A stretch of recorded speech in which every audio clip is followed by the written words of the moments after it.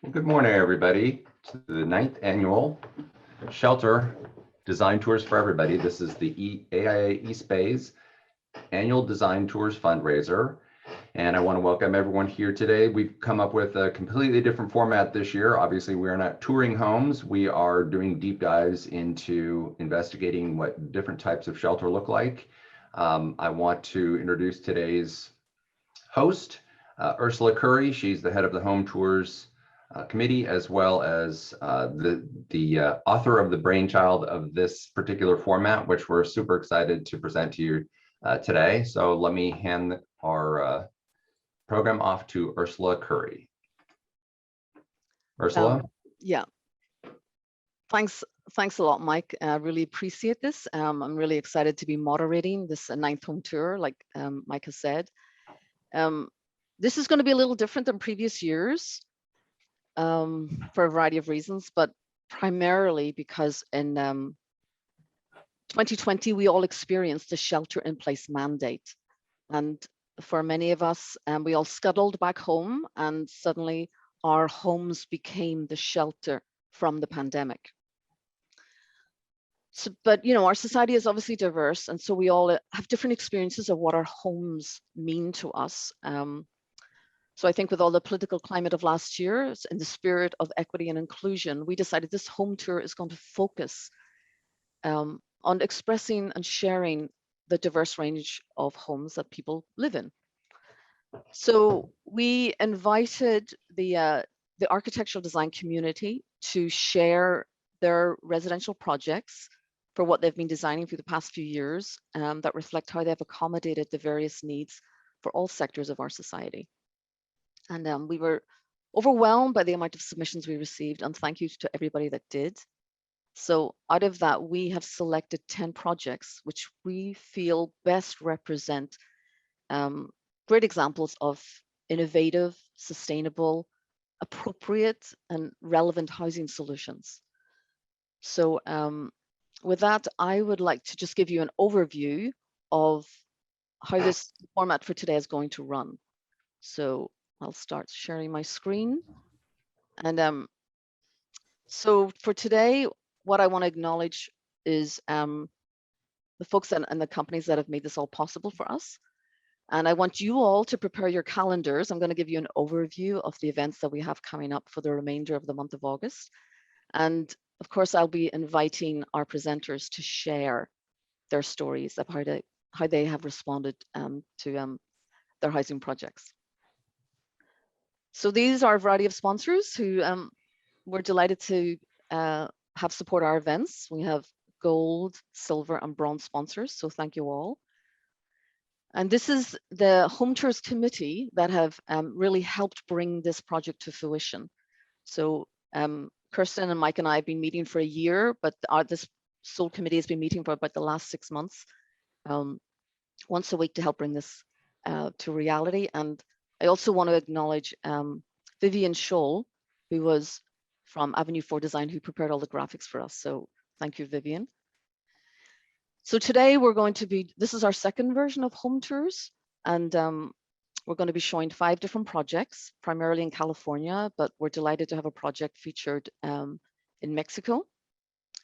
And on Thursday, the 26th, Alex is going to be hosting a symposium, which is going to look at aspects of innovation associated with housing. And our last event for August, Ben has organized a bicycle tour for 6 homes in Berkeley. So that's going to be a really fun event and a great way to end the month of shelter. So this morning, we have 5 presenters, all going to share a variety of different projects from larger scale down to single family homes. So Kevin Markarian, principal at Pyatok, is going to be sharing their project called Jones Berkeley, which is a LEED Gold mixed use project in the East Bay here. Charles Durrett is the principal of the Cohousing company. He's going to be sharing about a fantastic project in American Canyon, which is a 70-unit project for seniors of limited income means. Ken Hayes, principal of Hayes Group Architects, is going to be sharing their first mixed-use net zero electric building in Palo Alto. And then Rob Zirkley, principal at Brick, is going to be sharing their LEED Gold mixed-use live workspace in Menlo Park. And then for our international section, we're delighted to have Fernanda Canales, who's going to be sharing her single-family home, which is nestled on a beautiful rural mountainside in Valle de Bravo in Mexico. Prior to that, we also reached out to the architectural student community. And so today we're delighted that Alexerd and Andrew from the University of San Francisco are going to be sharing one of their projects. So I'd like to invite Seth Watchell, their professor, to introduce them. Hello, everyone. I'm Seth Wachtel. I direct the architecture program at the University of San Francisco. Alex Libed and Andrew Villanueva are recent honors graduates from the architecture program, which offers upper division design studios focusing on real-world projects for underserved communities, both locally and internationally. Alex and Andrew will be presenting a multi-unit housing project they developed in the spring 2021 community outreach studio. The community partners are the Housing Office at Cal State East Bay and a City of Hayward council member. The project is to create dwelling opportunities for unhoused students at CSU Hayward that lowers costs and increases density and speed of construction by utilizing prefabricated factory-built component units while also creating a community atmosphere on the sites. Andrew and Alex, take it away. Let me just share this. All right. Hi, my name is Andrew Justin Villanueva. I was the lead designer for the Ward Creek site.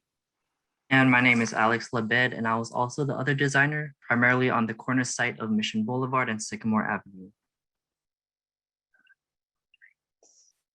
So the purpose of this project begins with the collaboration of the architecture program at the University of San Francisco, members of the California State East Bay, and city council members at the City of Hayward. And all of us came together to identify opportunities to address student homelessness in the city and try to create a village that provides Cal State students to comfortably live, study, and thrive together. And one of the methods that the team found the most reasonable and cost-effective would be through pre-built modular structures that can be temporarily relocatable and accommodate a wide variety of housing needs. Here we have the two sites shown in the context to their surroundings. Alex will start with his site. So one of the sites we were given is located in the corner of a busy intersection, close to a bus line that is directly in line with the college, as well as commercial buildings close by, ranging from restaurants, markets, and housing neighborhoods.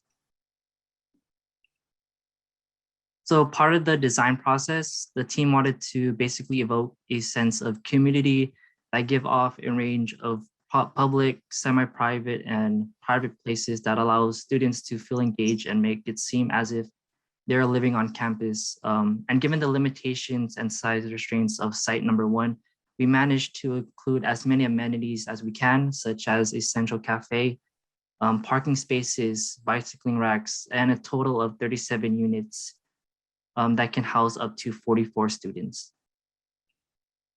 So from a perspective of a student entering the village, or your daily pedestrian or your driver glancing to this village, we felt it was necessary to make the entrance have a sense of personality by placing the logo of the college on the wall of the bicycling rack, as well as inscribe the name of the college on the gate to identify and claim who are the intended users. From a more macro perspective, as if you're standing on the other side of the street, you'll be able to see the team try to maximize housing density by building vertically and adding additional units, as well as a coffee shop at the bottom that's open to not just the students, but also the public. We also wanted to allow the artists in the Hayward area to display their artistic skills by giving the option to paint their murals on the walls. One of the challenges the team faced was providing parking and privacy. So the most viable solution we found was to include an electric gate that would basically slide behind the concrete wall whenever a car is in proximity. We also added trees along the sidewalk to provide shade and another layer of privacy for the students living on the bottom units.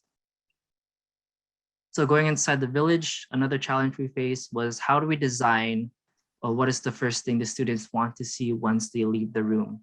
And from this rendering, from a patio view, one can see how the space is used, such as the grass area is used as a reading area. The central cafe is used as a common area where people, students can come around and talk to one another. Or if you happen to see your friend on the other side of the village, you can quickly give a quick wave. Similarly enough, the community's open space located near the entrance, we imagine that this area is where you see the village come to life and see where folks would eat, drink, and watch events. And all of these features are also shown in Andrew's second site as well. Which brings us to the following site on this project, the Ward Creek site, which is highlighted in red. On this particular site, we were able to fit 81 students by taking advantage of the 3 plots of land available. And we also wanted to take advantage of the natural existing features that were on the site. We decided to use the central portion as large green so that the people enjoy the warm weather at this location, as well as place the remaining program around that, similar to the other site. We wanted to take advantage of the opportunities on the site to provide a variety of functions and interaction potential for those living here by creating a balance of open public and smaller private spaces.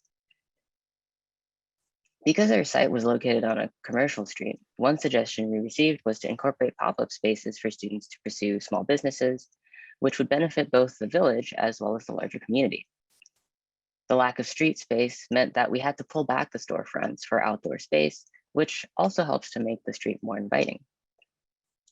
To ensure the students felt a sense of pride in their attendance and achievements, we featured the school's motto at the top of the entrance, rising in the east, along with the school name as well as the logo, as with the other site.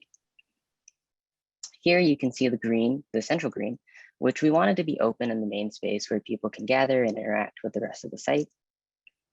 With the additional space granted by the larger site, we could maximize density without making the living experience feel crowded or closed off.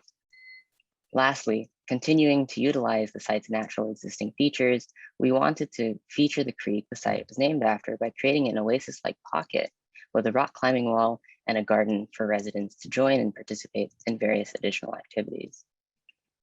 Thank you for listening to our presentation. Thank you so much, Andrew and Alexerd. That's really fantastic. I wish you all the best now that you've graduated from college. So with that, I'd like to invite Kevin to present his project, please.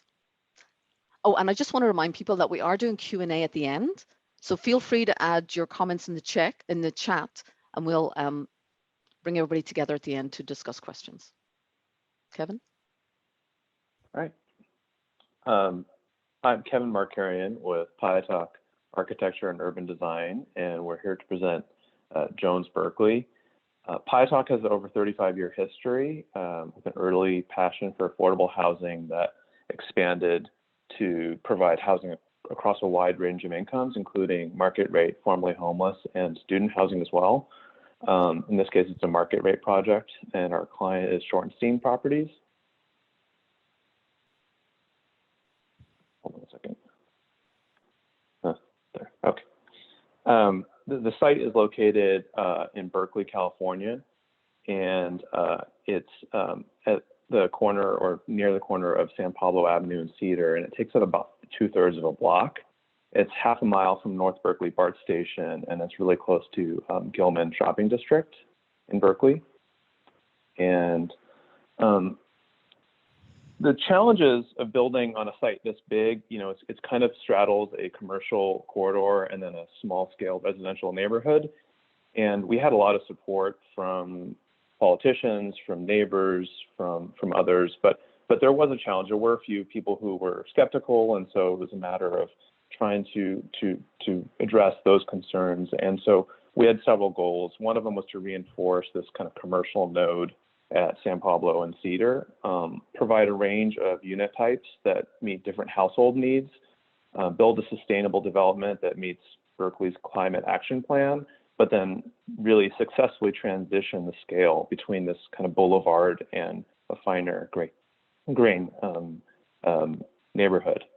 And the site was formerly home to, before World War II, there was a nursery on the site. And then in 1957, there was a Cadillac dealership that was built there, and it pretty much stayed that for a while, changed names.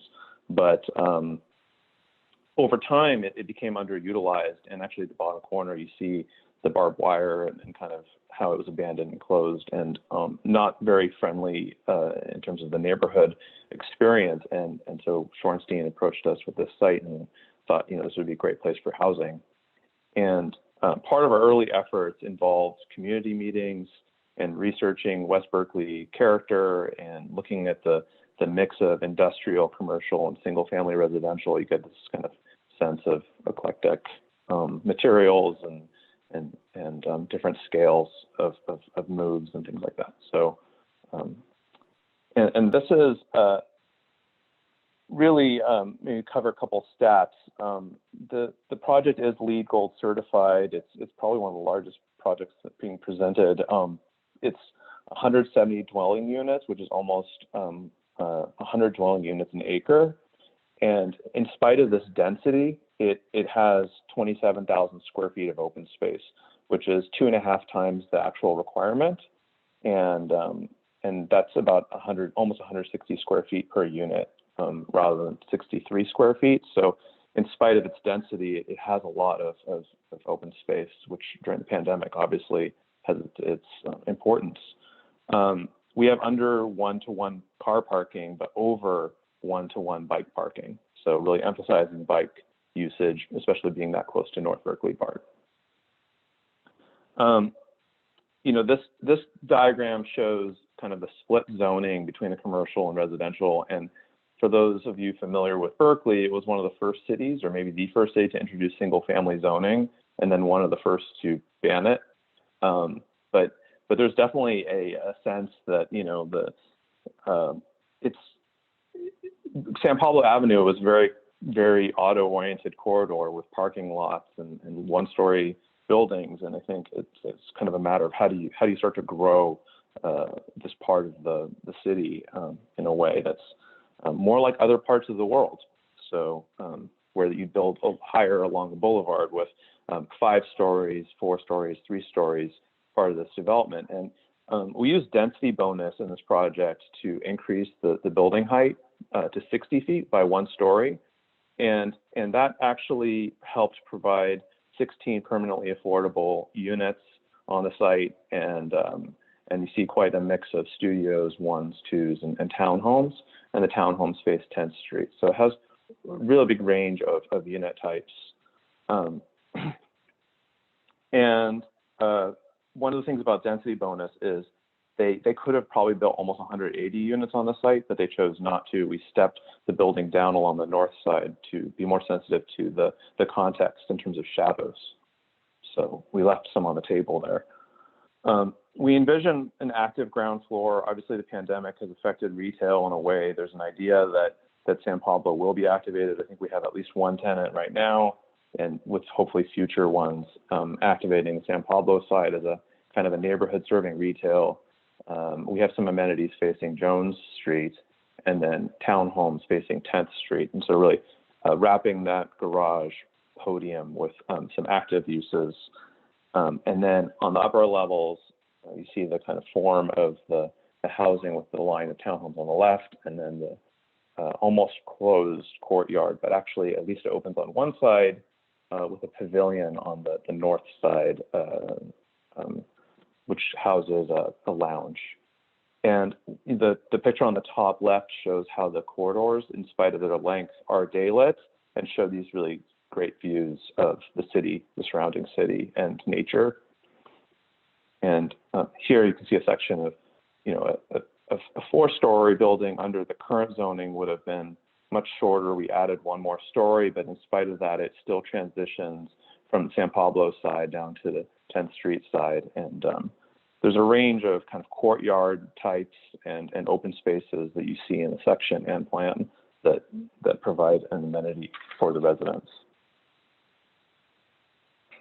So, you know, on San Pablo Avenue, we felt like it was an appropriate place to put a big unifying gesture facing a boulevard.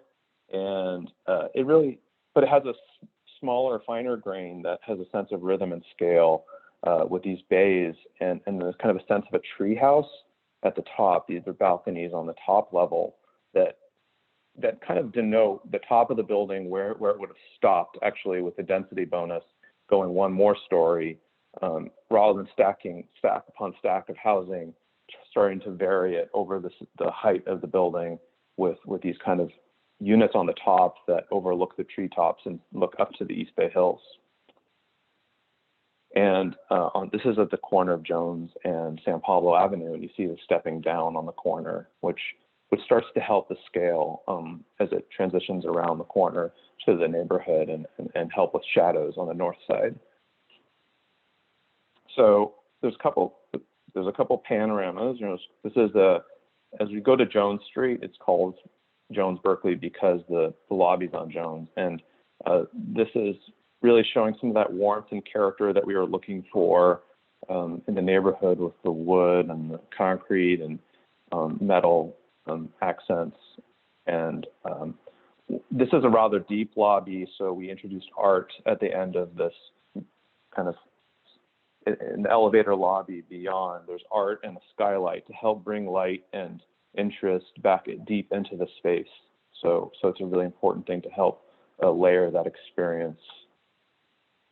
This aerial view shows the kind of variety of scale and stepping and open spaces, as well as this pavilion that's in the foreground that is the resident lounge, which is really emphasizing kind of the indoor-outdoor capabilities and experiences that the project has, and it provides a range of experiences for the residents. So as a resident of a townhome, we think of these townhomes as living very much from 10th Street, but it's also very much part of the building behind it. So they have these front yards and driveways, and during the pandemic, it was interesting. People started buying RVs. I saw 2 RVs parked along the front. So people were using these like single family homes, but at the same time, they're part of this larger community with the podium behind, which is like kind of like your backyard access from the top floor. So there's lots of open space with these balconies and actually you see it in this view here. The top floor of those units access this basically one-story side. There's lots of light in this courtyard. As you turn, looking at the pavilion, you see this indoor-outdoor space. And we worked with Amy Elliott and Jeff Miller, landscape, Amy Elliott, interior designer, and Jeff Miller, landscape, on really creating these seamless indoor-outdoor spaces that blend into each other and just provide a lot of opportunity for residents to have get-togethers and also get out of their apartments once in a while if they're feeling cooped up during Zoom calls. This is the courtyard facing the west side. There's views over the townhomes looking at San Francisco. This is rather generous kind of courtyard that provides lots of sunlight, and then and the top level units again are expressed in a different way. Again, trying to get away from that stacking. And then this is inside the courtyard, the inner courtyard. And in spite of it being enclosed, has lots of sunlight. The proportions of width to height are generous. And you see these aqueducts that are showing our stormwater strategy. As I mentioned, we were LEED Gold. And part of that really emphasizes when we do get water, rainwater, showing the kind of capture and slow treatment and release of that water over time. And here you can see the proportions of this courtyard, of the courtyard section, and then how opening up on one side just can help create a nice sense of light and air. And this is inside a unit. This is a 2-bedroom unit at the lower podium level. and it gets lots of light. And the client was very open to providing a lot of upgrades, like things like the island and nice casework. And you get the sense of this lush courtyard kind of outside, even though you're, again, in a multifamily building, has a lot of greenery. And then this is the view from the roof deck. This is available to all the residents, and it gets great views of the San Francisco Bay, the Bay Bridge and Golden Gate and city beyond, and Oakland and the hills. And this is available to everybody in the community. And I think I'll end there. I'm honored to be presenting with all these folks. So thank you. Kevin, thank you so much. Really rich, complex project. And it seems like you're really addressing the missing middle paradigm that we're all seeking to address that dilemma. So our next speaker is going to be Charles Durrett, but I understand his client is here, Brent Cooper, who's the Community Development Director. So I'd like to invite him to maybe introduce his architectural team. Brent, go ahead.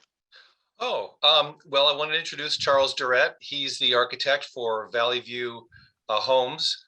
This is a project that was a modular single-family home that went bankrupt through the Great Recession, and the city was able to purchase the property for a very low price.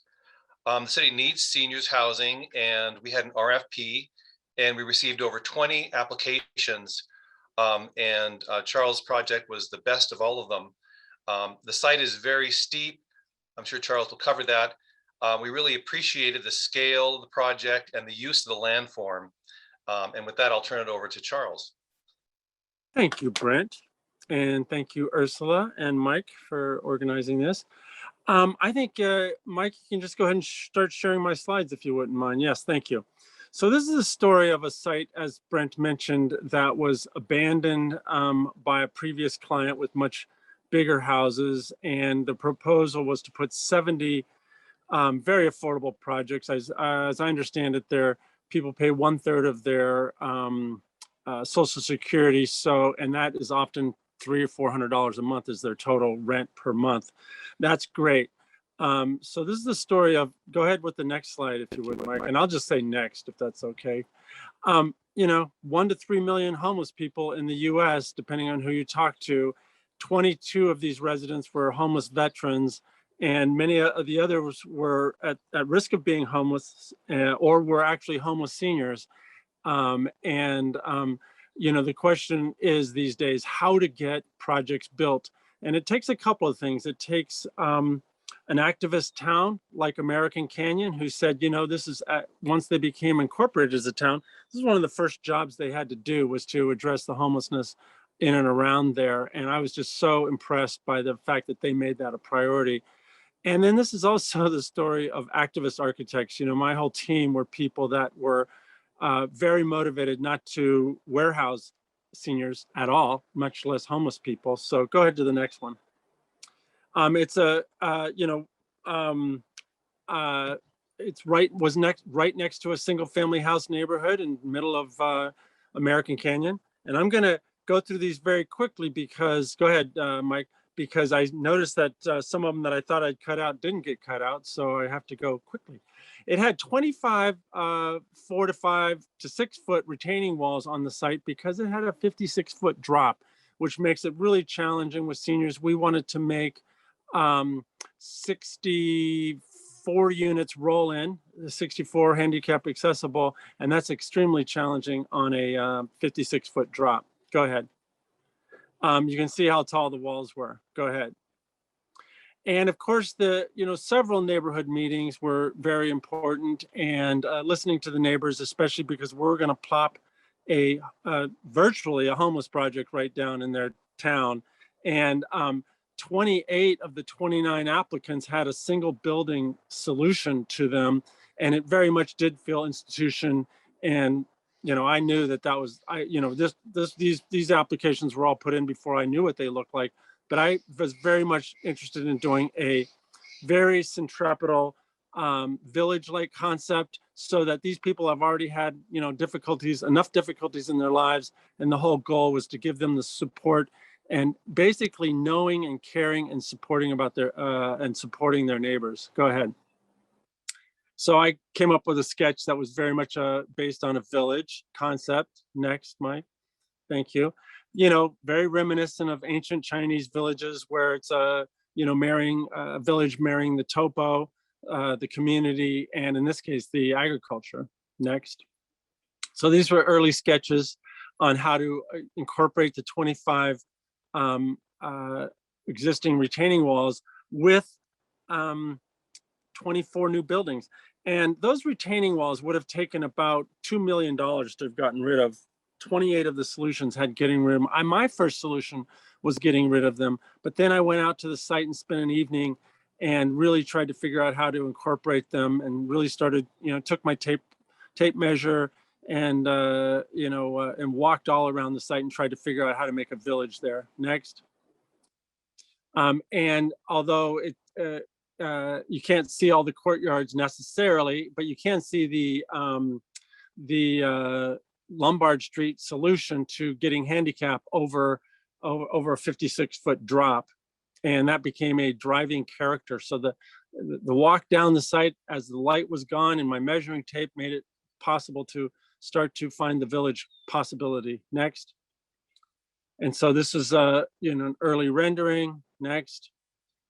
The cottages, 64 of them are 1 bedroom. This is a duplex, with kitchen, dining, living, and a bathroom. So, and most importantly, every house has a front yard and a backyard, a front porch and a back porch. The notion is that, these are 55 and older, all due respect to them is deserved. Many of them were war veterans and had a difficult lot in life. Let's make that different. Next. So the elevations. Next. The common house, with a lot of facilities in it. For some of you know me because I designed mostly co-housing communities where the common house is very much an extension of the cottages, private houses, etc. So this is a 4,000 square foot common house, which really means these 450 square foot cottages are 4,500 square feet. And that takes a lot of pressure off of those little boxes. Next. I have to say we had 16 funders in this project, and I've never seen, all of them came to the grand opening. I've never seen so many giddy funders in my life. I felt like the great thing about working on homeless projects these days is everybody wants to be a part of the solution. Next. And here was the early rendition, or this is actually built. Next. But what really is the secret is all the little courtyards we were able to make so that community, mostly developed in the gardens and in the common house, is very much fostered amongst the people that live here. Next. The common house, because we had 22 veterans, 22 households of veterans, I did those little 3 dormers on the top to denote 3 soldiers in formation, and then the one off to the left is a fallen comrade. So there was some metaphor at work here, and I didn't let anybody know about that until we were completely done, and because I didn't want any pushback about it, and nobody revolted at all. Next. Again, the Lombard Street makes it all doable because basically you can wheel, everything is under 5%, and you can go from courtyard to courtyard, which if you ever have the opportunity to visit there, I'm assuming that has to happen after post-COVID, but you just see an immense amount of people, and I did anyway, pre-COVID, spending quality time with each other, talking about the issues of the day, and really mentoring each other and really eldering each other. This whole thing about getting older is certainly not an easy quest. It's wrought with challenges and all the rest. And watching these seniors spend quality time at the various benches, the various courtyards, various front porches, talking about how to, who's the best knee doctor around, where do I get the least costly potatoes? I mean, it's quite something. Hey, I need a ride to the pharmacy this afternoon. Do you have a car? There's not a lot of cars here, but some people still do drive. And it's really critical that people can get the support they need from their neighbors mostly. Next. And it's really astounding to me to what full extent people dressed up these are people, many of them were sleeping in sleeping bags previously, and now they are, now they have, a real front porch and a real back porch. Next. Go ahead with the next one. I'd cut out about a third of those slides, but they didn't make it. Anyway, here's the common house. We used a lot of recycled materials like that black slate around the fireplace was stuff that we got for free. And a lot of that recycled material really brought a lot of character to the table. Next. Again, the common house where, the residents can actually make dinner for each other on occasion. And, very much, it takes a lot of practical activities to build a community. You can't just build a community because you made a picnic table. There's got to be reasons to get together, and creating practical excuses for people to get together, which turn into, hey, what are you doing this afternoon? I'm going for a hike. Do you want to join me? Next. Again, the common house. Next. This is one of the private units. This is looking from the kitchen and from the dining actually back to the living room. You can see they're very small. And that door to the right is the bedroom. Next. Here's the bedroom itself, which was such a fantastic thing to have, especially if you've been sleeping under a bridge. Next. And then there's the kitchen, and shooting it from the living room area. It's very small, but very utilitarian. Thanks. Next. 150 people came to the grand opening. Again, all the funders came, which you never see. Usually most funding projects have about 7 funders. This one had 16. And it was just so impressive to see the amount of pride that people had with being part of the solution. Next.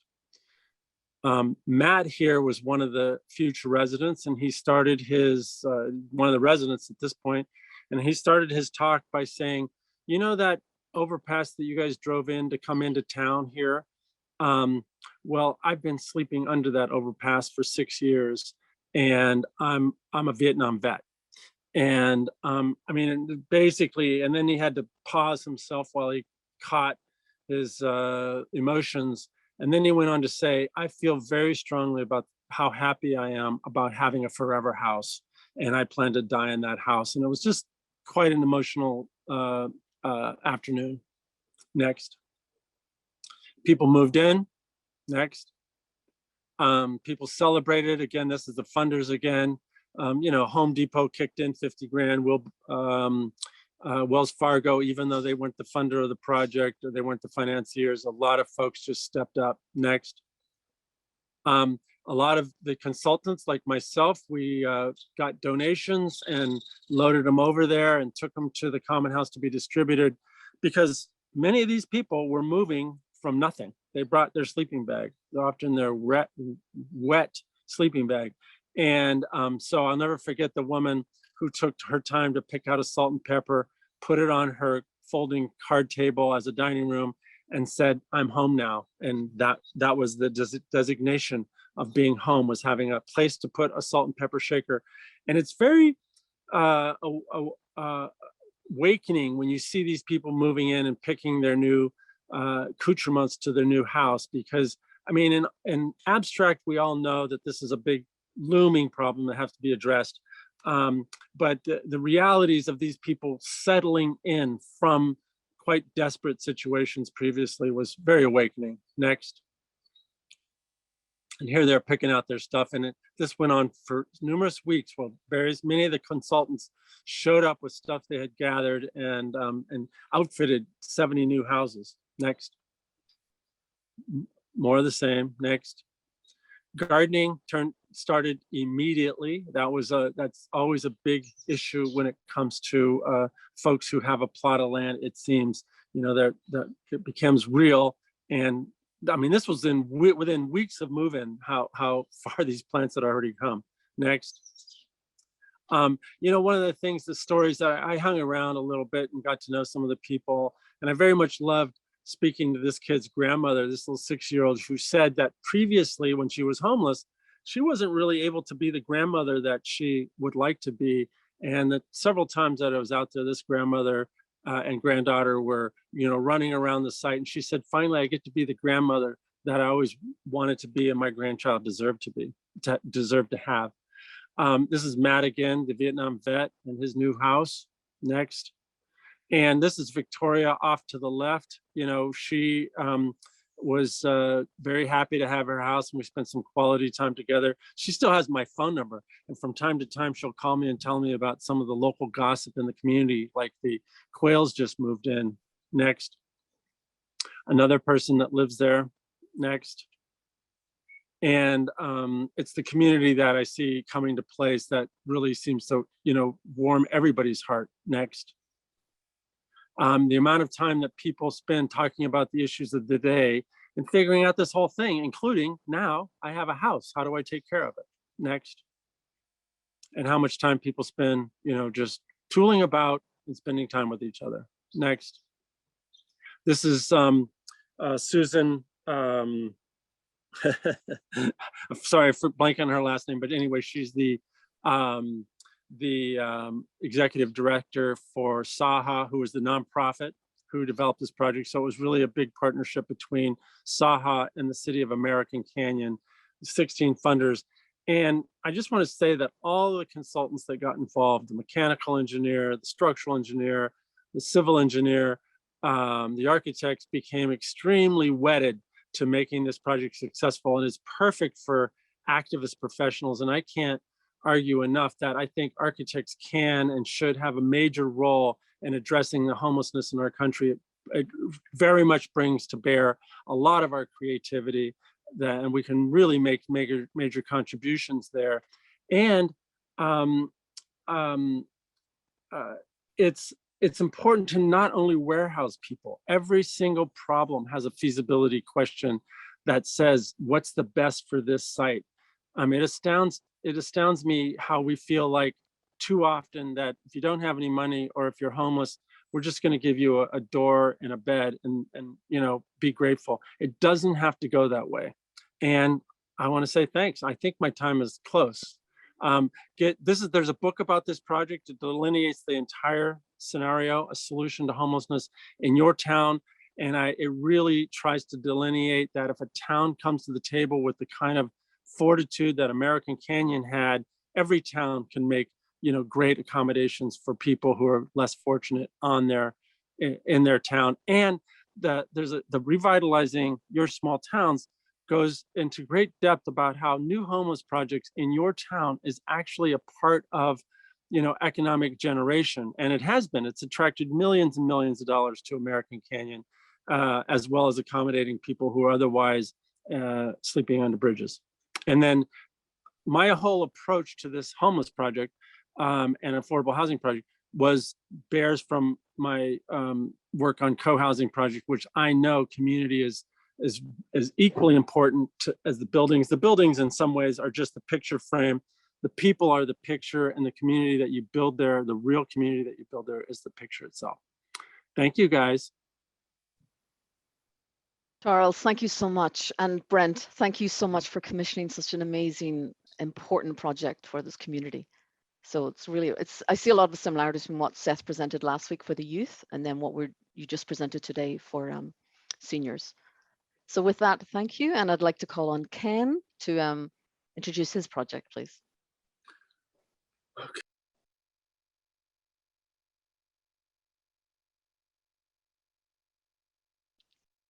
Yep. You can see my screen? Looks good. Okay, great. Wow, what an impressive project, Charles. Congratulations. That's a life changer for many people in the community. Well, good morning again. Thank you, Ursula, and everyone for this global live streaming opportunity this morning. I'd also like to thank the AIA East Bay Home Tours Committee for selecting 636 Waverley. It's a privilege to be included with this lineup of local, regional, international design firms, students, educators showcasing their work on shelter. In my office, I'd also like to thank my team of architects, and in particular, Terry Murphy, for his work in the realization of this project and expertly navigating the uncertain waters of the Palo Alto planning process. So the theme of this event is shelter. I'd be remiss if I didn't say something about what shelter means to Hayes Group. Distilled to its basic level, shelter is a natural or human-made refuge from the elements. It's a womb that is essential for our survival. However, shelter is highly circumstantial, dependent upon physical site forces, socioeconomic conditions, sociopolitical landscape, and the owner's predispositions. As can be seen in this year's shelters featured projects, it's manifested in tiny houses, backyard cottages and ADUs, large and small mixed-use housing projects, custom homes, urban infill flats like 636 Waverley. However, one thing is certain, more is needed.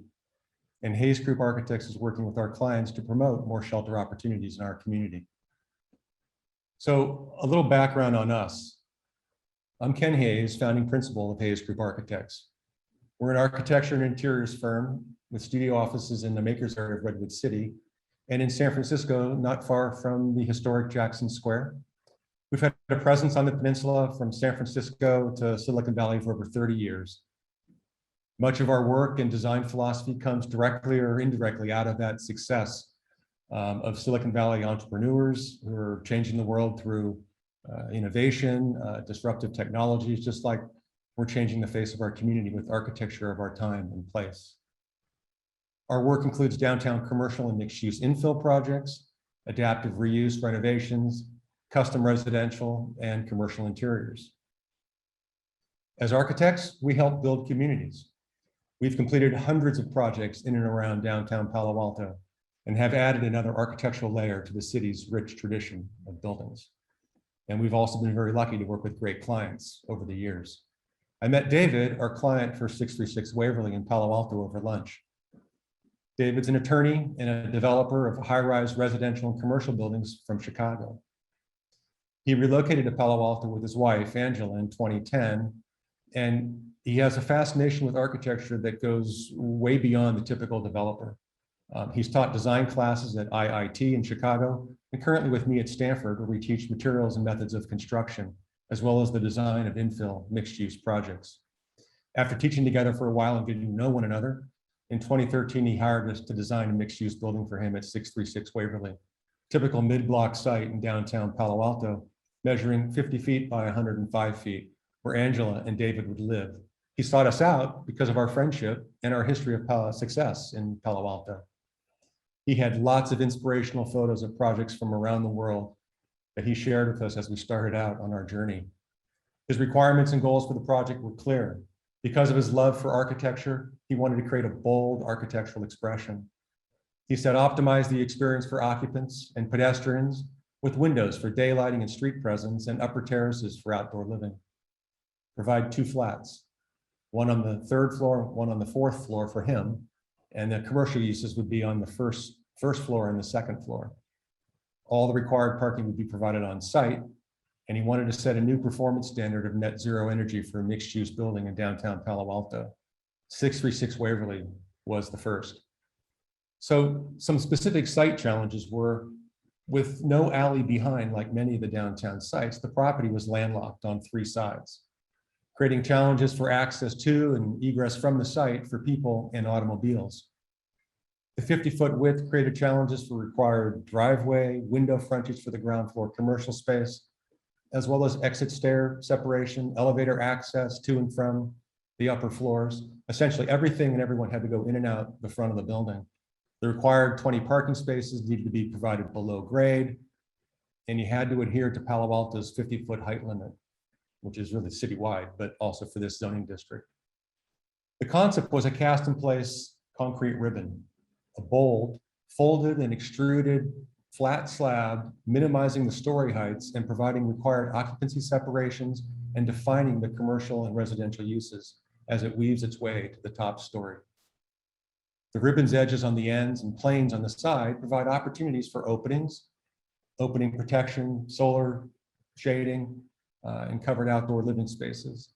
Glass weaves in and out and walls slide open to expand the living areas. On the left, you can see the rear, the stair towers at the front and the rear flank opposite corners of the buildings, providing egress separation and exit paths to the front street. The transparency of the main entry stair reveals life inside as people go up and down inside the building. On the left is the entry to the garage. The rear faces southwest, which is a harsh solar exposure. To minimize heat gain, the ribbon's deep recesses provide sun shading and additional outdoor terrace space for all the floors. The stair tower anchors the building and contrasts the transparency of the ribbon's recesses. The building overlooks the Weekly's Farmer Market behind, creating a dialogue between the building and the neighborhood. Heating and cooling units, which are typically on the roof, are instead on this project in the garage, freeing up the roof for a 27 kilowatt photovoltaic array that provides all the building's electrical needs. The front stair defines the building pedestrian entry.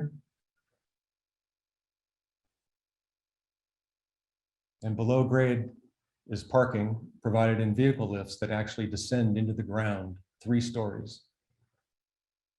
On the interior, the living spaces were conceived as great rooms, including the kitchen, dining, and living areas with walls of glass opening up to the outdoor terraces. The material palette was simple: concrete, glass, and wood. Concrete was chosen for the reasons mentioned previously, but also for its sustainability features of permanence and thermal mass, and finished surfaces requiring no additional materials to cover it. Interior wood flooring, cabinets, counters, and tiling were all chosen, designed, and detailed by David and Angela. The project was completed in April of 2018, and David and Angela are enjoying living above downtown Palo Alto in the first downtown mixed-use net zero building, where he's still only received a bill for the basic meter charge. There's been no charge for power. So Hayes Group Architects was the design architects for the building, and the rest of the team included the experience, skills, and talents of those listed here. So thank you this morning, and I will hand it back to Ursula. It's a pleasure. Yeah, it's a beautiful video, really beautiful. Thank you so much. Thank you very It much. really helps us enjoy the building at all different times of day as well, so I appreciate that. Rob, I'd like you to take us away with your project in Menlo Park. Happy to.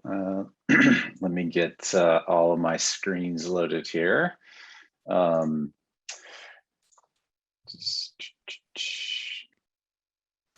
1 second. Uh-oh. Share screen. I'm trying to share multiple windows, so bear with me for a second. Here we go. Hoping everybody can see this. So my name is Rob Zirkle. I'm the founder and CEO of Brick.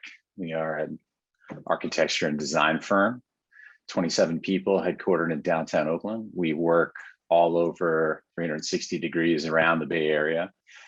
Founded the firm in 2010. And so we're approaching 11 years in. Our primary focus in our practice is really across 3 markets. So we care deeply about housing, care deeply about where people work, and we also care deeply about working on projects for education. We feel pretty profoundly that all 3 of these things working in concert together in the development landscape of the Bay Area is a really important set of synergies to make where we live and work and play and learn the best it could possibly be. So we really like it when we get a chance to work on all of these kinds of things and at one time if possible. I think that that's really the theme of what this project is. And so this project at 650 Live Oak in Menlo Park, for us physically, for those of you who remember the game, this was Tetris. So we had a very strong set of constraints on our site. There are some big goals about putting a bunch of things together in a mixed use format. And we really had to play a 3-dimensional game of Tetris to solve all these problems. I think philosophically for me, what this project really represents the most is a thesis about the development landscape in particularly in Silicon Valley, which is constrained by its amazing entrepreneurship and job creation, and its amazing provision of housing for places for people to live. This has created clogged public transit systems, clogged freeway systems, and mobility has made life less enjoyable for people who depend on the economic engine and participate in it in the Silicon Valley. And so the thesis is really, instead of trying to build zoning outcomes where you put residential and one little spot for residential and office and one spot for office and education for education and so forth and so on. This was a thesis about like what happens if you actually put housing where job creation happens, right? And at a small scale in an urban infill setting that benefited from its surroundings. We tried to do this by breaking apart the Rubik's Cube, reconstituting it and connecting it through a series of open spaces. Mixing all kinds of different housing and office types together in this one image. You see 1-bedroom flats, 3-bedroom townhomes, 4-bedroom single-family houses, and commercial office space, all in a very small site in downtown Menlo Park. This site was amazingly complex and it was really rich. It was a great foundation for us to build on. So where you see A and B, that's the project site. Now, what's interesting about this is that this is actually 2 parcels.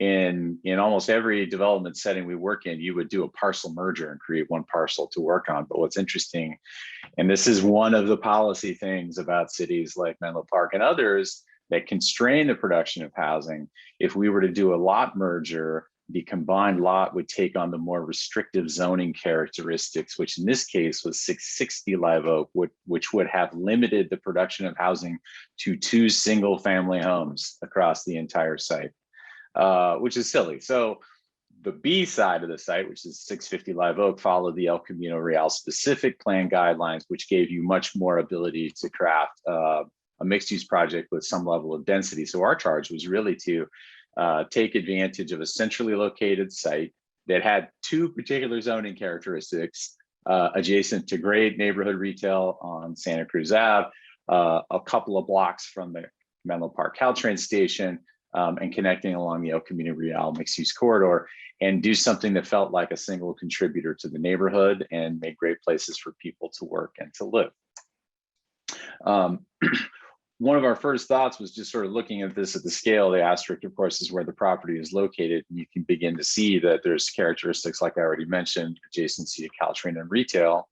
But one of the things that was fascinating about the context is that there is a real mix in the yellow that's described there of single family homes, and I'm going to call it, let's say, medium density multifamily housing. So the neighborhood had a grain that was actually quite diverse. And one of the things that we noticed right away was just that there was just sort of a little bit of a dearth of open space to serve the, let's call it, medium density attached housing. And so the first step for us was to say, this is an opportunity in the site to do something that benefits the residents and the tenants of the office building by creating an accessible space along 650 Live Oak. But this is publicly accessible and is open to everybody. So the first move was an idea about trying to be a larger contributor in the neighborhood itself.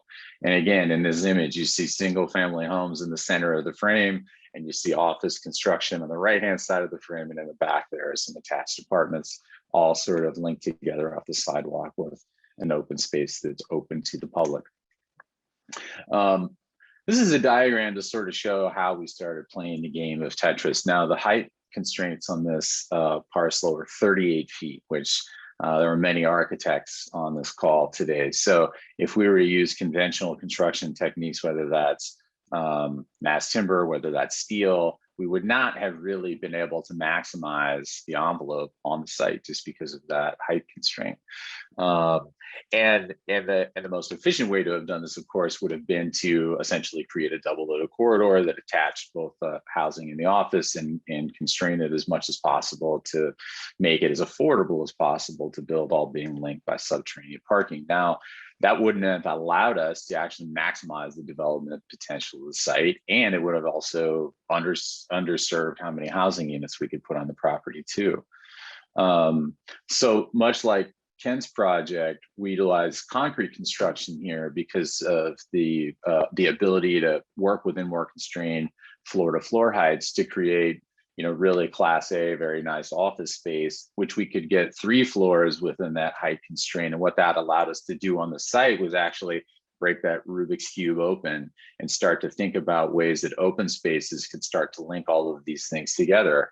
And then in doing so, by detaching the apartment construction, let's say on the right-hand side of the frame here, we could now easily get 3 units of, or 3 stories of housing within that height constraint. So it actually allowed us in this model to maximize the development potential of the property, which gets you about 16,000 square feet of commercial office space, and 15 attached townhomes and 1-bedroom flats. And then again, on the 660 parcel, 2 single-family homes for a total of 17 units. So it's literally the maximum amount of units we could have got on the site with the maximum amount of area we could afford to build by thinking about how to sequence the construction differently and give it different characteristics in order to pull that Rubik's Cube apart and reconstitute it in kind of a cool way. So this is sort of the diagram about how the game of Tetris works. So the 2 single-family homes on the left are sited on the 660 parcel. They're fronted by a publicly accessible open space. The front door to the office presence is right along 650 Live Oak, as is the subterranean parking access. There are 5 1-bedroom flats that face opposite 5 additional 1-bedroom flats linked together by a common open space. Vertical circulation that serves the housing is via elevator and stair that utilizes the courtyard to service and access the homes, which separates it wholly from the vertical circulation systems of the office building, so that the residential and the office can really live separate lives, even though they are conjoined in physical space. And all of this is linked across 2 particular parcels, which doesn't sound all that complex, but when you overlay all the regulatory hurdles that go there, from treating stormwater to zoning setbacks and all this other kind of stuff, it really was somewhat of a feat to get every inch of space that we could. And you'll see that even on the rooftop space on the 3rd level, we're looking at ways to create opportunities for outdoor space, even in the office building, and just create a more vibrant and rich architectural end result. This is the view of the office portion of the property as seen from 650 Live Oak. You'll notice that it's a pretty simple mix of limestone cladding, exposed concrete, glass curtain wall, laser cut, CNC'd decorative panels, and a slatted system that provides a series of indoor-outdoor rooms in the office, but also controls solar gain on those portions of the facade that get a lot of direct sunlight. As you know, Menlo Park can get a little toasty in the summer, so how we control solar heat gain and glare in the spaces is very important to us. This is the view when you get inside the site. This is an elevated view that shows the detached apartment structure. So these are 2-story townhome styles that are through ventilation on the front and the back, sitting atop 5 1-bedroom flats that are linked by this open space. So you get a very different sort of feel and warmth and character when you get into the interior property compared to the more sort of straight-laced commercial feeling that you get along 650 Live Oak itself. And this is also kind of a really nice image. I really like this. This is at the end of the courtyard near the front doors to each of the single-family homes. This is on a very strong axis along this courtyard. And I think the thing I love about it is you get the shared construction over the top of a 2-story parking podium. And then in the distance, you get a chance to sort of see the medium density quality of what some of these apartment buildings are like in the adjacent neighborhood. This is the diagram of how you circulate through the property, which we feel this is really the crux of the open space plan. So everything in green is publicly accessible. As I said, the entrance is here to the commercial space off Live Oak. And what we try to do with all of these units is give them a way to enjoy the privacy that you can get in a shared construct, but utilizing the open spaces to create these entrance points. So these are the entrances over here to the left on the townhomes. I'm sorry, the detached single family homes. These flats are entered off the courtyard and have a wonderful little courtyard itself that creates a privacy of entry. These are actually the entrances up to the main level of the townhomes, and then along the back, there's private entrances to the ground level 1-bedroom units. You can see in this aerial here the linkage through to the rear residential spaces along the axis that's directly linked off the sidewalk. You're now standing with your back to the detached townhomes. On the left image, you sort of see the scale and quality of the residential units. And then to the right, you start to begin to see how the commercial presence of the office building also plays in that space as well. In this view with your back to the elevator that services this space, you see a series of 1-bedroom units which have private little outdoor spaces and courtyards upon the entry to the door into the living space. These are kind of fun little sort of 1+ units where these sliding barn doors actually allow you to have sort of a studio feel, taking advantage of all the natural light you get through the living space off the courtyard, but easy to close those down and make them more private. In this view, you start to see how the townhomes on the upper right actually flow and work. And again, elevated view of looking into the dining space and the living space. These plans are also pretty cool, so that when you come up from the ground level, you land on the main level above the flat. So this is the second level. You get always a view of a window when you move up and down these stairs. Living unit to the back where it's very private at all times. And then the kitchen and dining kitchen and dining space looking down onto the courtyard. Third level, bedrooms on either side, internal stair. The beautiful thing about this is that we don't have to have any interior corridors or shared elevating to access these units. These are all walk-ups so that you can take advantage of the through unit ventilation in each of these. This is a view standing in that kitchen and dining area out, and you can kind of begin to see how you get a view of all of various components and enjoy the natural light in that space. This is a view of the living space that looks out towards Santa Cruz Ave, that's on the opposite side of the office building, so always very private and full of light. This is a reminder that these flats that I was talking about on the lower level of the apartments have a private entry towards the back of the site.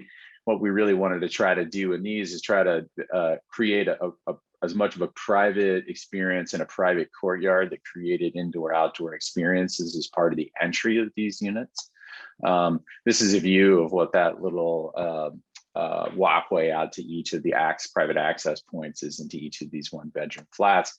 So you can kind of look and see that these nano walls capture a really beautiful outdoor space that allows you to enter into a room that's very gracious and is very connected indoors and outdoors, which is a very pleasant experience in the back of that. Just real quick before I close up here, got a couple of images here that are sort of fun. If all of you hopefully can see the Matterport images here, this is the main living and kitchen area here of the single family homes that are on the 660 site. Beautiful nano walls that open you up to the out of doors, again in the rear of the site, so in a very private setting. This is sort of what the feeling and look is of those 1-bedroom flats that sponsor the townhome units above them. This is actually what it feels like to be in the bedroom of that flat. So you get a really nice, as these landscape areas grow up, a nice sort of filtered presence to create some privacy in that main bedroom, but visual connection across the axis of the unit. This is the living space at the top of the living level and the townhomes. And actually you can see that sort of nice little bonus room that serves as everyone who lives in here uses that as their COVID office. So it actually ended up being a very timely design, actually. This is what that kitchen and dining room feels like. This is what I was saying about the stair element here on the left, that every time you walk up and down a stair in this unit, you're visually connected to the outdoors, which is very enjoyable. And last but not least, this is a view of the bedroom of that townhome unit, again, being visually connected to the courtyard and all the various elements. That's it. Thank you.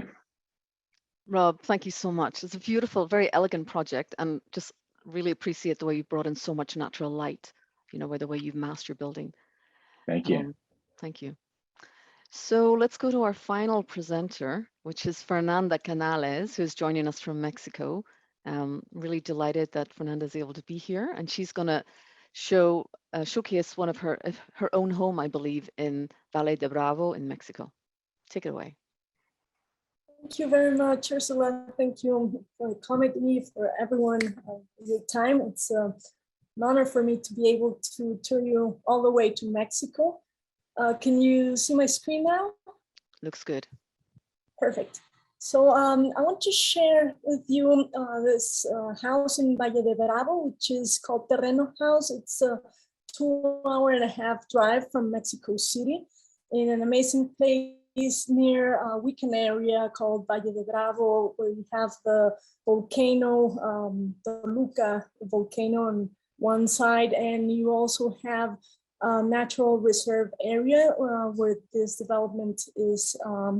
It's like half an hour from Valle de Bravo. It's a very remote place. The project is a very difficult project because you can imagine being client and architect at the same time. It's a fantasy, but at the same time, it's full of conflicts when your partner and your kids are the real clients. It takes a completely new dimension. So I'm going to explain a bit about the site.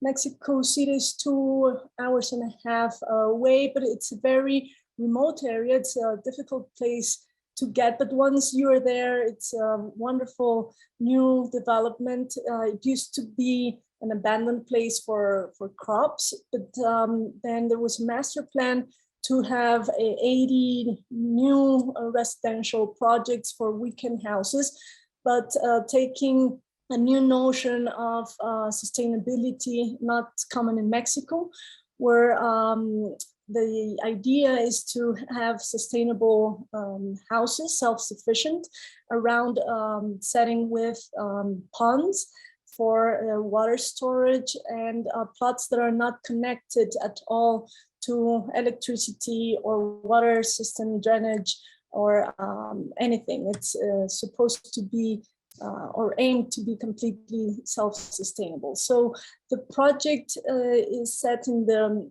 development zone around a restoration area. It's been going on for more than 5 years now, and the place has completely changed from a devastated area to a natural forest again. And it's all a protected zone.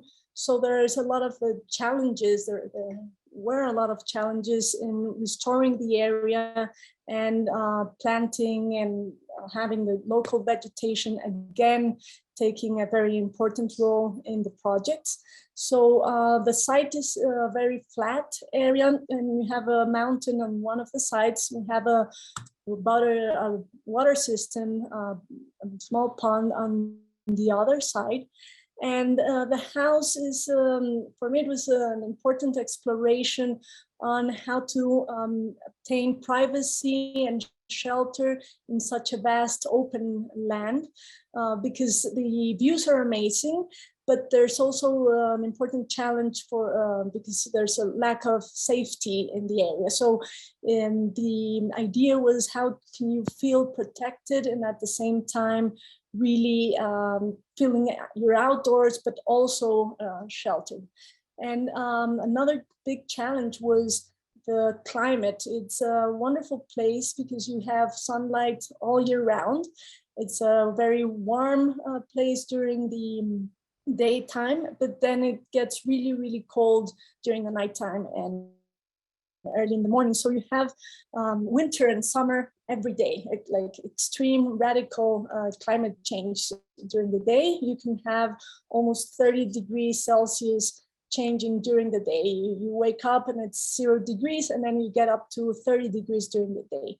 So there was a big challenge regarding obviously the sustainability issues, but also the radical climate change and how to feel protected in such an open and vast land. So the project, it all has to do with opening up the house, but also feeling this sense of protection. And it's built around 4 different courtyards, which in a way for me are different opportunities of welcoming you and of taking you out, and then of sheltering and having more conscious of the changing climate during the day and of the changing views. So the whole space opens up and closes in different manners around the series of 4 courtyards. And it's all developed in one level. There are no steps, not a single step in all the house. It's a house with 4 bedrooms. It's thought for extended family. We need to house our grandparents, political family, friends, and also having another family living there, the family that takes care of the house during the whole year. And they have also their private home in a way integrated to this other house. So for me, it's different houses within one central courtyard, which is a big space at the central area. And then we have a small courtyard with a round entrance at the beginning of the house, and then a small one for the people who take care of the house, and then another courtyard that faces the living room and the dining area.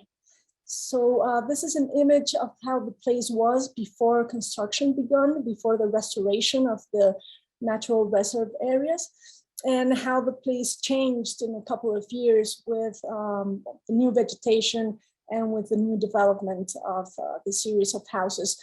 We were one of the first houses to be built. So the uncertainty of having neighbors near, but not so near, people you don't want to ruin their views, and that you also don't want to be seeing them. So that was the decision that forced the house to be developed in one level. And also the idea of having a very horizontal house that could disappear in the landscape. And with this series of patios, that for me it's very important, because during the day the views are amazing everywhere. You have 360 degrees of nice views, but during the nighttime the views, it's all dark. You don't have anything you can refer to or see on the outside. So for one part you want to open up the house, and on the other part you really feel you're just seeing a black screen during the evening. So during the evening, the idea is to have this very enclosed courtyards that you can light, or you can refer to in a very intimate manner. And the house is built with brick, with torn brick. It was very difficult to get any materials up because it's very remote, and the streets are not paved. It's not an easy accessible site. So after a lot of attempts to bring materials or having the idea of doing the project first with stone or with other options, we ended up doing it with a local brick company that the community has, but it's pretty far away. So the bricks were always arrived torn or with not in a perfect state. So instead of fighting that condition, the idea was to make it more explicit and make it purposely feel like if it was part of the project. So we ended up even breaking those bricks a bit more. And the whole project, it has this very rough texture on the outside. For me, it's like if it were 2 houses, one very rough and very torn or very red on the outside. And then the inside is completely different. It's full of wood, and it's a with very smooth texture. So you have this also 2 conditions between the inside and the outside. So I'm gonna briefly tour you around. This is the entrance where you get with your car. You can see at the lower part of the images, always the plan where we are referring to where we're located in the tour. So when you come in, it was very important for me to make a stop and really feel like welcome, because the drive is not an easy one. Exiting a city of 20 million people during the weekend with a lot of traffic and a difficult way up to this remote area, it was important to mark a very important entrance or a decompression space. So after you enter this open patio, in a way, it makes you feel welcome. You enter this area, which is the main vestibule, which in a way, it's also an honor to historical references of Mexican pre-Columbian architecture. And you have another patio. Once you are inside the house, you're actually out again, but you're in an outside that is protected, that is part of your home now. And all of the bedrooms refer to this patio, to the central courtyard, which is, again, it's a way of being outside, but also inside. And it's a way of providing natural light and cross ventilation to all of the bedrooms and all of the living spaces because of the harsh climate. It was very important to have morning light and afternoon sun in every space. So here are the images of the central courtyard and the upper roof. All of the upper floor is also a terrace. So it's also another way of opening up the house and providing a different scenery, different views where you are in a way outside, but also you are still in your own house. And all of the bedrooms are aligned. You can see the image in the rear right. And you always have this cross ventilation. You have some from the east and some from the west. And also you have sunlights in the different bathrooms. So you can always open up the rooms. All of the rooms are facing two orientations. That was very important to have a warm area. And also you have the bathrooms which are full of light because you have small gardens with lattice work, and in a way it gives you privacy, but also you have wonderful views and the skylights in the ceiling. So it's a house that changes a lot during the time of the day in this attempt of having your own controlled exterior. And this is an image that can really show how every bedroom has like these two openings completely frank to east and west orientations. And then you have a small living area and facing one of the corners with sunlight from the east and also from the south. And then the living room opens up again to 2 or 3 different orientations, in this case, east, south, and west. So I would say that the whole project is an attempt of having as much openings to different orientations. We have some during the whole day. And we have the heating system. It's all controlled with natural solar panels, light, electricity, and heating, floor heating system. And the house, as I said before, in the inside is, you feel completely in a different environment with a very, for me, it's like if it were a sock or a glove that you turn it around and you have like the inside, sometimes the outside, and then the outside is always referred to the interior space, but it has completely other connotations, as you can see in this image with a small patio on the rear. And then the whole carpentry work was done locally. There, we took advantage of not so professional staff, but very talented in craft. So everything was done in the site, and the vaults, the work with the brick was really an experiment in the site, because you have it in the walls, you have it as a pavement, you have it as lattice work, you have it even as the rooftop. So it's a whole texture that surrounds the house, and in a way it's it blends, it makes the house blend in pavement and rooftops, in walls, and in every different shapes and different ways of opening up the house to the exterior.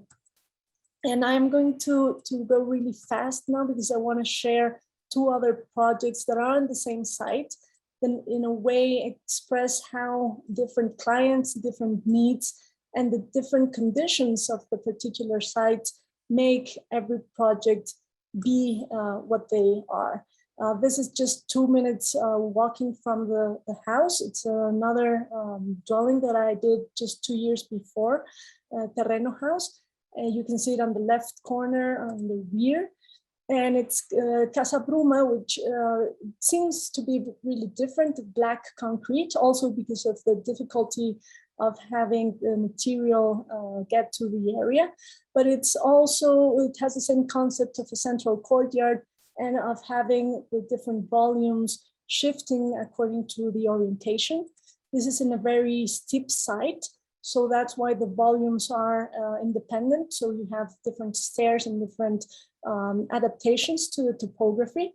In a way, it's like an exploded house because it shared this condition of having another family living there and housing different families throughout the weekends or the years, and having this central area with privacy, but also opening up the house in different views and not touching the existing vegetation, which was also a challenge in this project because we had existing trees that couldn't be touched.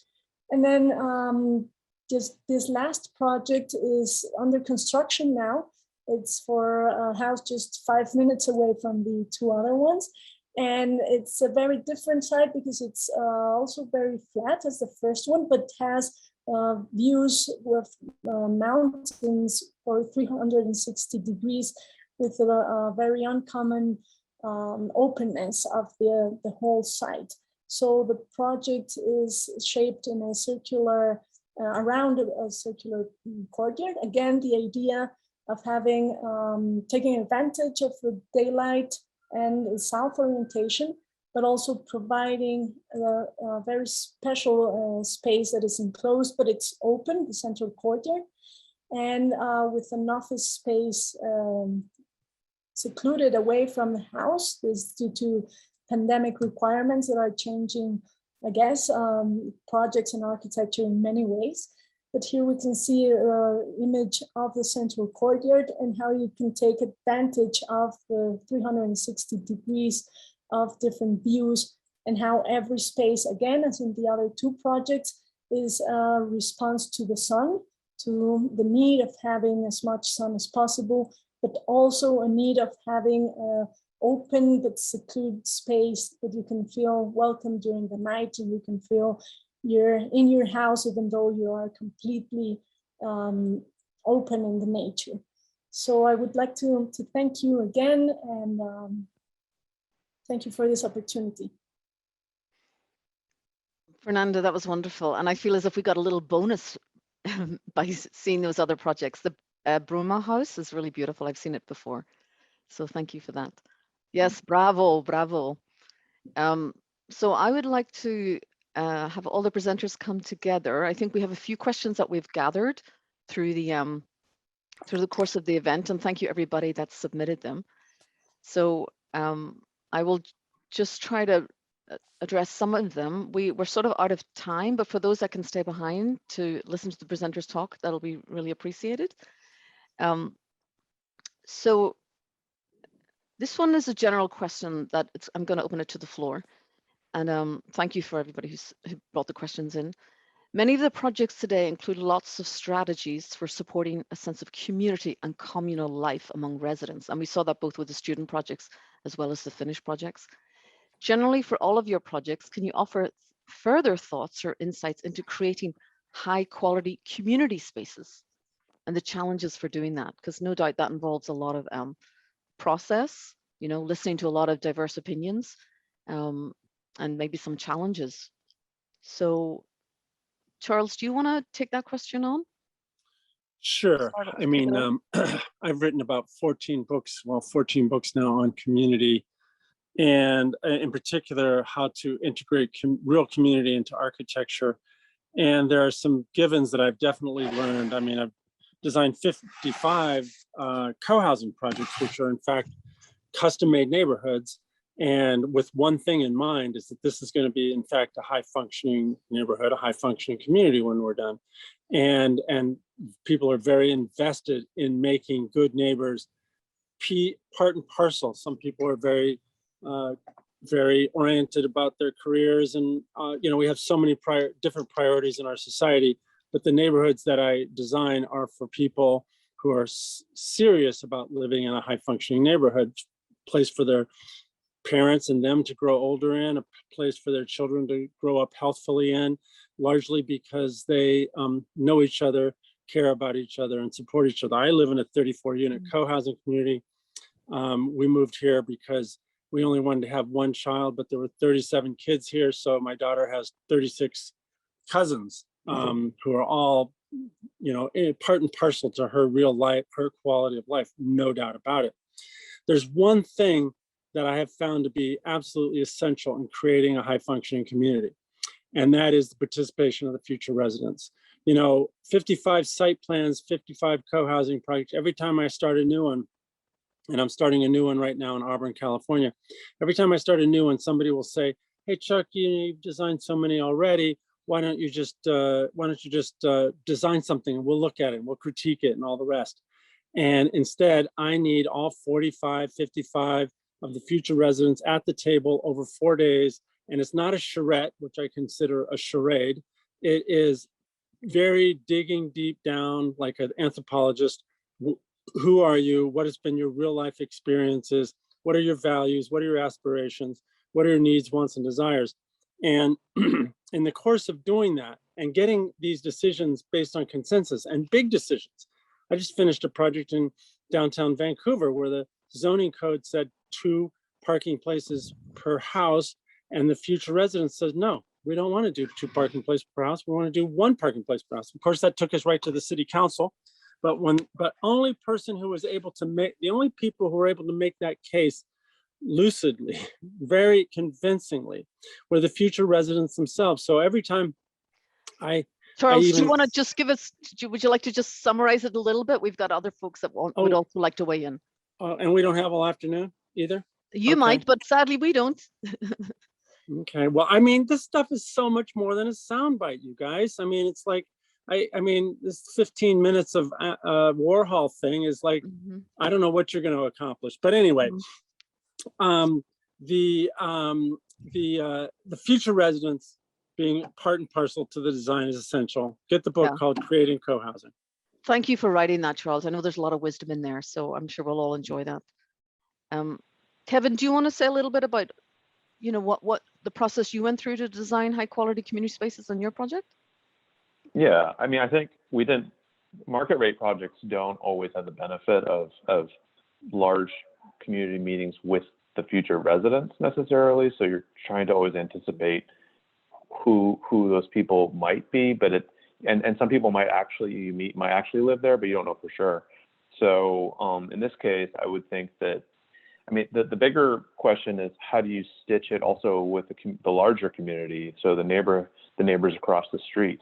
And so we met with them several times. And then,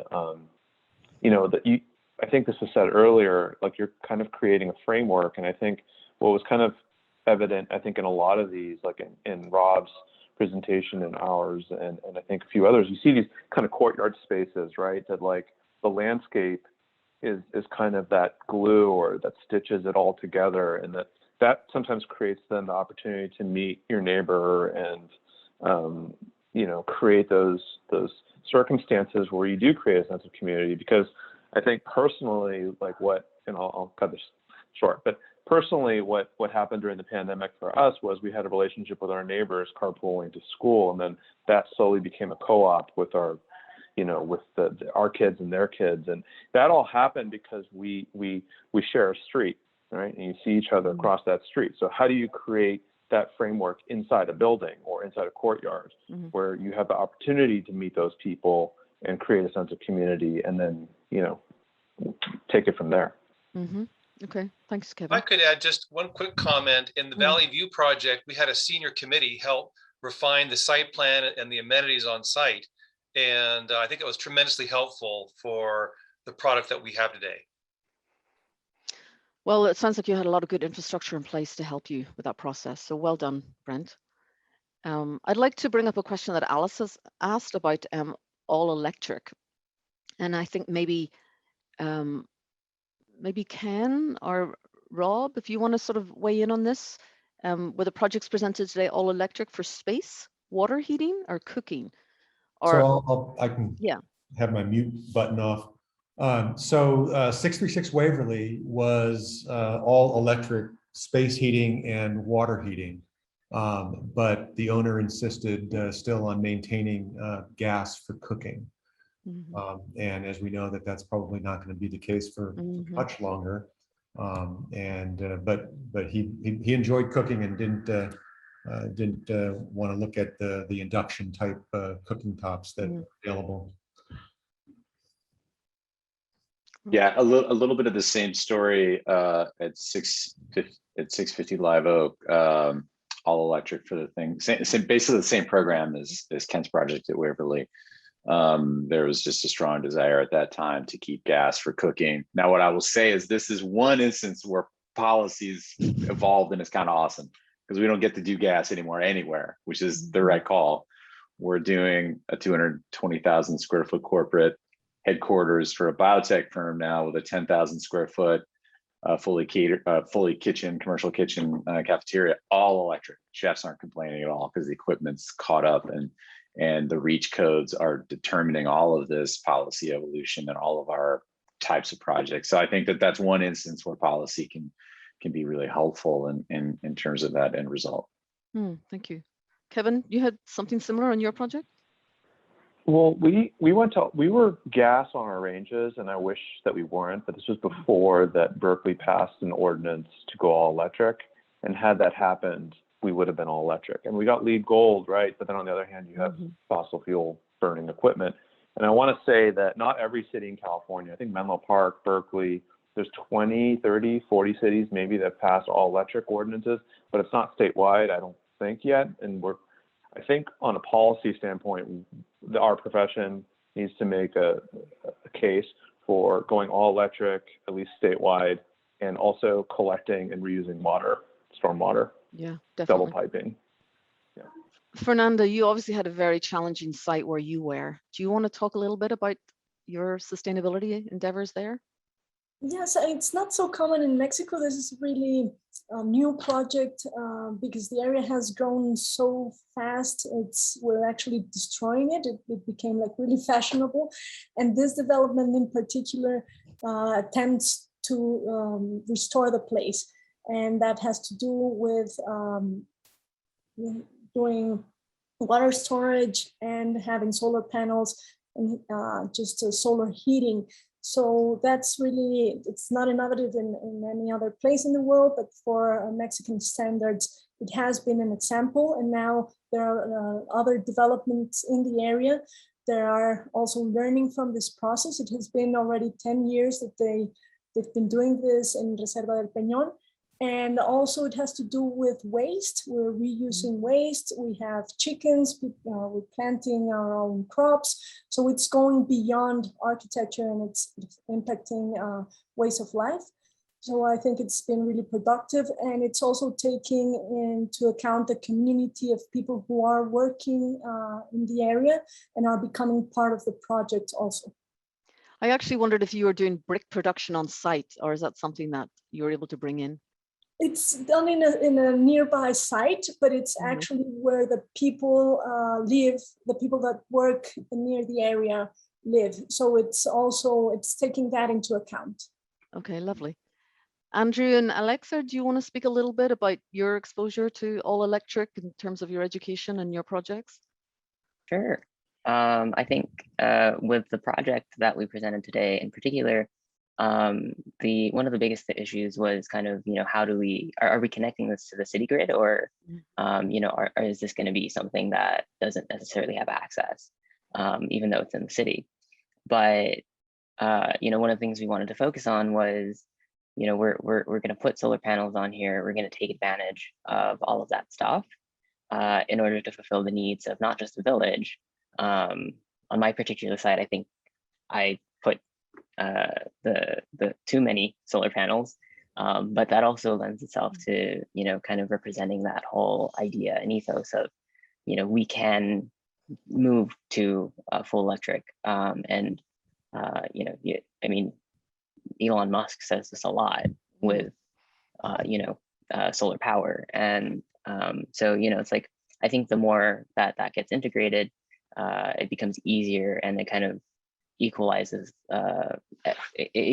everywhere, because you have everybody producing something and everybody's contributing to something as well. Thank you. And this is a question that Winston had asked, which I think is really interesting. It's about all of you have identified challenges on the site, but yet you all overcame them and you turned them into assets. Like Charles worked with the retaining walls and made that really integral to the project. And then the aqueduct detail on the stormwater that Kevin had done on his project, concrete ribbon on Waverley. So I think what Winston is interested in is how do you find that when you take on these challenges, but then you transcend them? Like Rob was able to take the challenges of the code restriction, pulled his building apart, and was able to bring in more natural light. Do people want to speak a little bit more about that, about those challenges, and sort of sometimes our greatest restrictions turn out to be the greatest sort of benefits of a project itself. So I think you've all displayed that really well. So anybody want to say a little bit more about that? I'll say something, but I'll try to keep it brief. End of the day, architecture now is dominated by people sitting in front of a computer. And, in our case, it was a question of how we were going to, Google the net and figure out how to decorate the box like all the other ones, until I went out and spent some super quality time on that site. And I've actually spent enough time to actually spend the night on a site numerous times, quite often. I was on Valley View site until dark many times. And it was only in the waning hours and when all the obvious solutions were exhausted in my mind that the better solutions came to town. So I can't recommend that enough, basically. Really becoming one with the site, like I was saying earlier, becoming one with the future clients, which, they are actually market rate projects.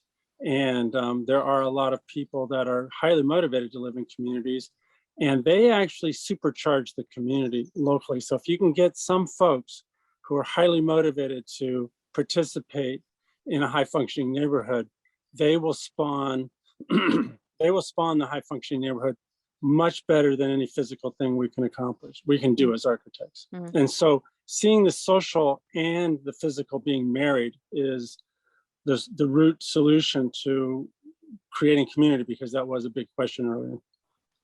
Well, Charles, it's really obvious that you integrate yourself wholeheartedly with the projects that you're commissioned with, and it's really evident. Your passion for what you're doing is really evident, and I applaud you for spending almost 24 hours, et cetera, on the site and sort of getting to understand its unique characteristics. And you saw the potential of those retaining walls when everybody else was keen to just put up a warehouse type solution. So your enthusiasm is to be applauded. So thank you for that. Thank you, Ursula. Yeah.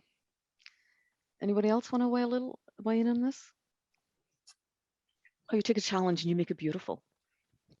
Well, I think design is an iterative process that evolves over time as you become more and more familiar and understanding things that that you have to think about, like the nature of the site. And it's not necessarily just the nature of the physical site. Charles going out there and sleeping on site obviously is a great way of familiarizing yourself with the natural environment. or the man-made environment that may have interceded there. But the history of the site is also important. The site development regulations on a property determine so much in today's world, what you can do on a property. The ribbon, I mean, honestly, the ribbon did come out of this idea that the owner wanted a 4-story building. You're not going to get a 4-story building in that 50-foot height limit that has 2 floors of viable commercial space and 2 floors of kind of high-end condos, unless you change the structural system. And so that's where the concrete came from initially. And then we realized all the benefits of that concrete for fire occupancy separations and exterior wall protection and so on. And so that kind of led down, down that path. But what's different about every project is the owner and the site.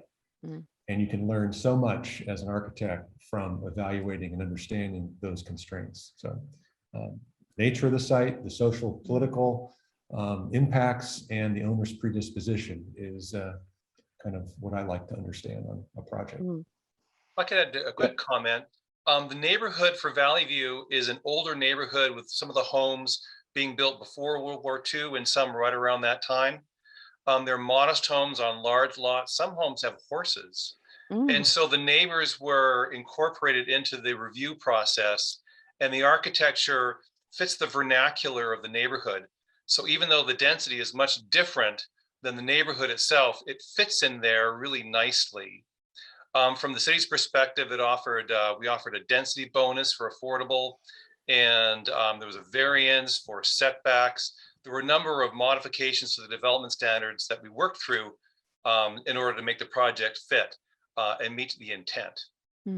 Yeah, well done. I Kevin? think I'd like to chime in on that just for a couple of minutes if I could too, because and I think it's on a theme of what Ken talked about the iterative nature. I think it's easy if you have a strong feeling about the design direction that a site should take, that when you're confronted with the stakeholder constituencies that have influence, and that's the community members that might be in it, the community members that are affected by it, policymakers, policy enforcers, et cetera. It's easy to get a little frustrated, but I think if you put your growth mindset hat on and just look at like committed urban redevelopment is part of a large act, and our role as architects in part is to help navigate all those things. And when you're in a highly regulated, often anti-development sentiment that we're faced with in the Bay Area, particularly in developed portions of our core locations in the Bay Area, you're confronted with these things in big ways. But I think if you strip it back, just at a philosophical perspective, that our job is to make the greatest lasting urban positive contribution that you can make in any project. And that might be small pieces, it might be large pieces of that as an operating principle. Then it's easy to be reflexive to the process and then find out how to get that done. On the tactical side too, when you recognize that everyone who has sway in these conversations on the stakeholders side of the table, they just want to feel like they're being heard and they're being participatory and being influential. And they just want to be part of the dialogue, and you find what they're trying to say in a real way, and know how to talk about what you're trying to do through that lens.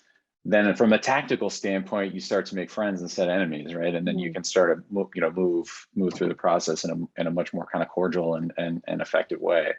And I think our project at 650 Live Oak, had to have that in spades. Menlo Park is a very difficult, city to work in, and that mindset is really critical to just get people to show up and understand that you're trying to do something good, and find those ways where you can honor that and be tactical and strategic about it at the same time, can lead to quality architecture that lasts, right? And then is a positive contributor over time. Definitely good, important strategies for advocacy is really critical, and relationship building. Kevin, is there something you wanted to weigh in on this as well? I guess we've lost your audio, Kevin.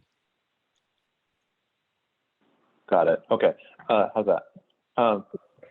So I think one of the biggest challenges that we had, I mean, the stormwater aspect was really an interdisciplinary thing between civil engineer, landscape, mechanical, and us. But rather than delegating it completely to one party, it was us kind of putting on those different hats and trying out different things. It was iterative.